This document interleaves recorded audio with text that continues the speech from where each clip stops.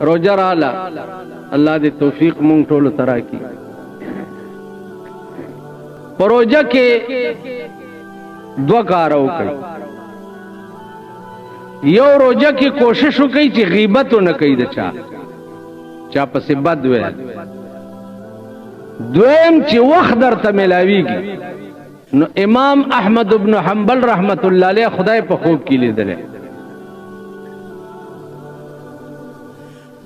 نو امام احمد ابن حنبل ورته وی چې یا الله ته پس شي ډیر خوشالهږي چې زاغه کار وکړ ته پس خوشاله نو الله ورته په خوب کې وی چې زه خوشالهږم زیات به تلاوت القرآن د قرآن په تلاوت زه ډیر خوشاله نو خدای توفیق درکې قرآن هم ویلې نو د دې تلاوت پروژه کې کوي غیبت نه ځان بچ ساته مونږ او 10 کوشش پکې وکي او د قرآن تلاوت پکې روزګار ټیم اسی مکه تاسو خیال را نو دی وجنا روجا